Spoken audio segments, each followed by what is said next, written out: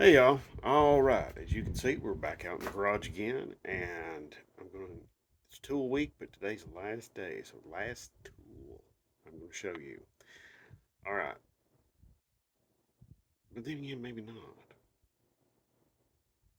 Ah, no matter. Okay. We'll see. All right. Anyway, let's get on with it. Okay. I just want to say thank you so much for all the likes, the shares, the subscribes.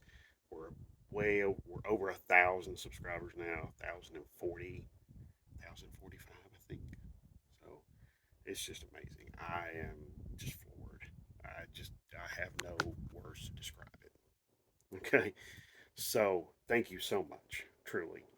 Okay, let's get on with the video. All right, now as you can see here, we've got sandpaper and lots of it.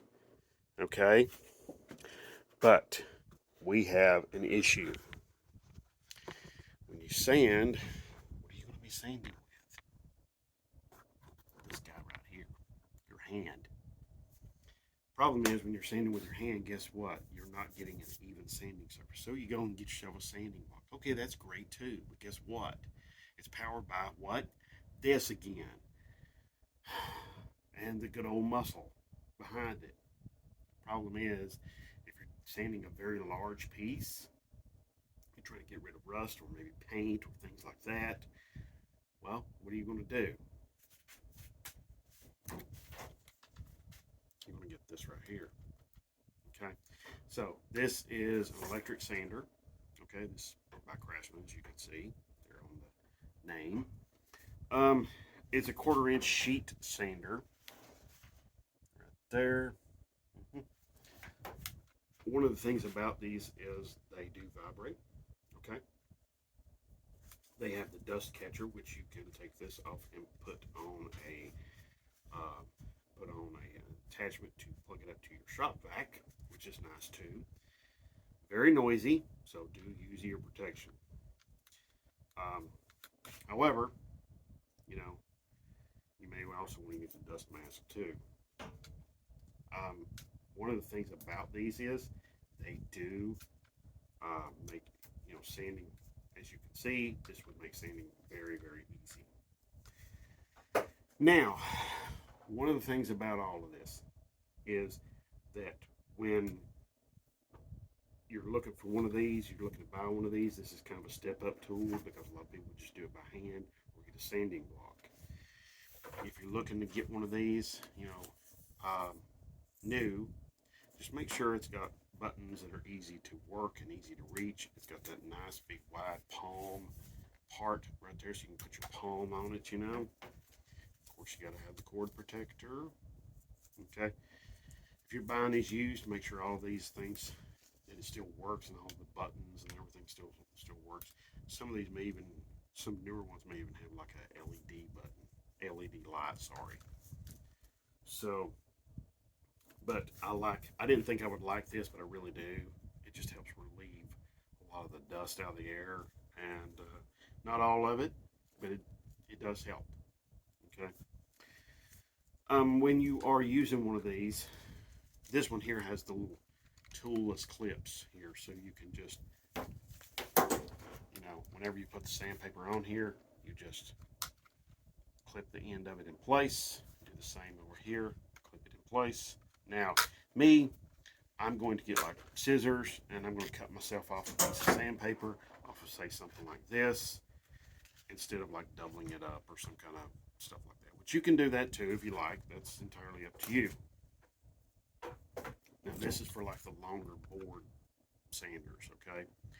But this still works out pretty nice for something like this, okay? So, and as you can see, I cut this from like a larger sheet, which you can probably get like the sandpaper that fits just this. I just go get like a sheet and cut it into like I can get like 4 pieces out of like one sheet. Okay, like that. Okay, so all right, now let you hear what it's supposed to sound like when they got several years of use on it. That's this one. They should sound something like this. Should sound pretty good.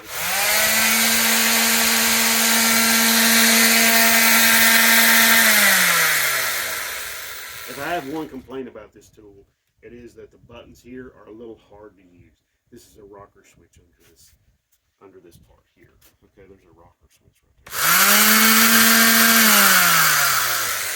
So it's not terribly hard to use, but it's just, I don't know. It's just one of those things.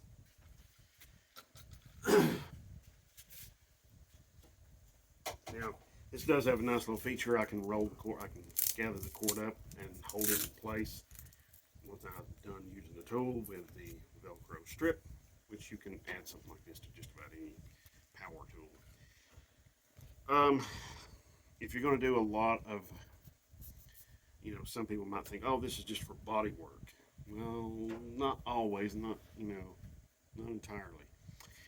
You can use this to remove rust from, you know, nice flat surfaces, like, you know,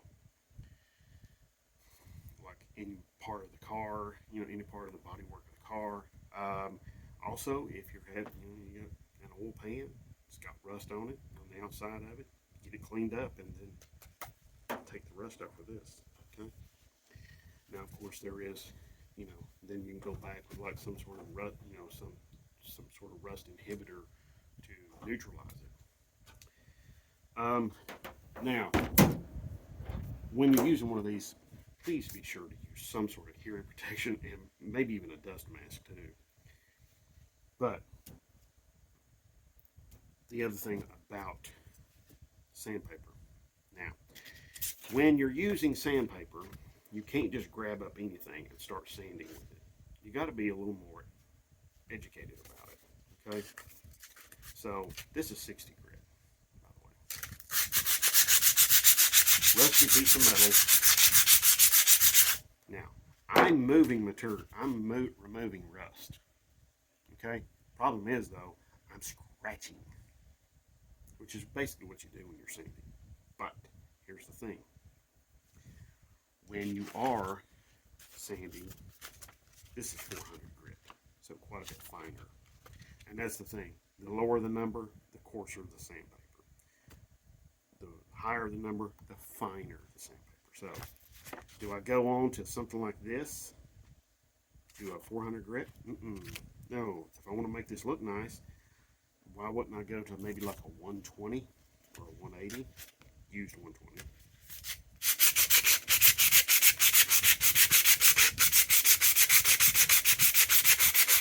Now, much nicer now. Let me see, here's the part down here that I was holding. Okay. However, let's think about this. Now, to me, right now, and to you when you're looking at this, and when I feel this, it feels smooth. It feels smoother than this, and it is. But if we look at this at a microscopic level, with a microscope, of course, don't know that there's any other way, but if there is, comment down below. If we look at this from a microscopic level, we're going to see that this is going to have peaks and valleys, okay? Now, here, the peaks and valleys are going to be much more defined and much greater. Up here, not so much. Not so defined, not as defined, and the peaks aren't going to be as high, and the valleys aren't going to be as deep. Okay? So, when we polish metal, we sand metal, that's basically what we're doing. We're just getting the metal polished down and smoothed up so that when we use it, when we want to paint it, we want to get all of that crap off. Okay, we want it as smooth as possible. So, alright, I used the 120. Could use a 180. Let's see. I don't know. I think I'm going to go to like a, I don't know. It says 220. It says very fine. Maybe I've got a piece of 220 already opened up here. Let's see. It's 400, 500.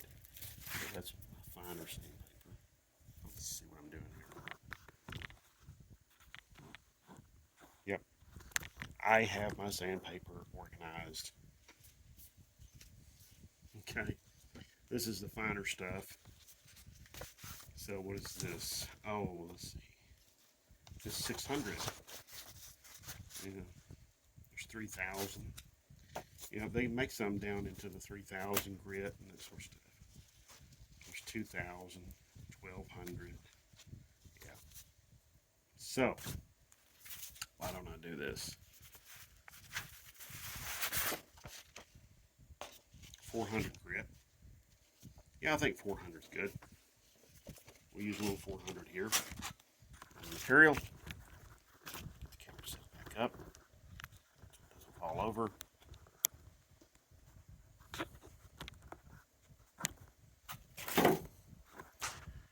We have probably 2 hands. There we are. Okay. All right. Back on this.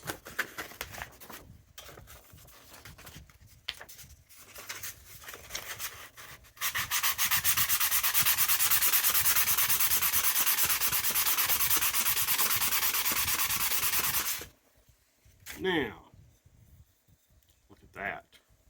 Now this feels really nice. Yeah. It feels very nice right now. Now if I look, you can probably see all those little dark spots? That's pitting. Okay, so now we're starting to see what I'm talking about, the peaks and the valleys. Okay, so that, okay, that's what you're trying to do when you're paint polishing material and you're getting it, you know, you're getting rid of the peaks and the valleys. Okay, and you're trying to make it nice and smooth. And that's what you want to do, because then when you go to paint this or clear coat it or whatever, hey, it looks great. Okay, so paint work, all your prep to make the paint look great is before it's ever painted or clear coated. Okay, so anyway, all right, I hope I was able to help you. I hope I've given you a lot to think about and a lot to do. But if, you know, a lot of these packages of sandpaper, it gives you, like, you know, even color codes, like 60 and 80. That's your really coarse sandpaper. Back up there. And then, you know, you got your purple, that's kind of your medium grit, and then you got your yellow, that's your finer grit. Okay. So yeah, you got 180, 220, 320, 400. That's your finer grits. Of course, you know, they go up from there as well, and then you can get into much finer sandpaper like what I showed you there. And with the sandpaper, you want to, I like keeping it in something like this.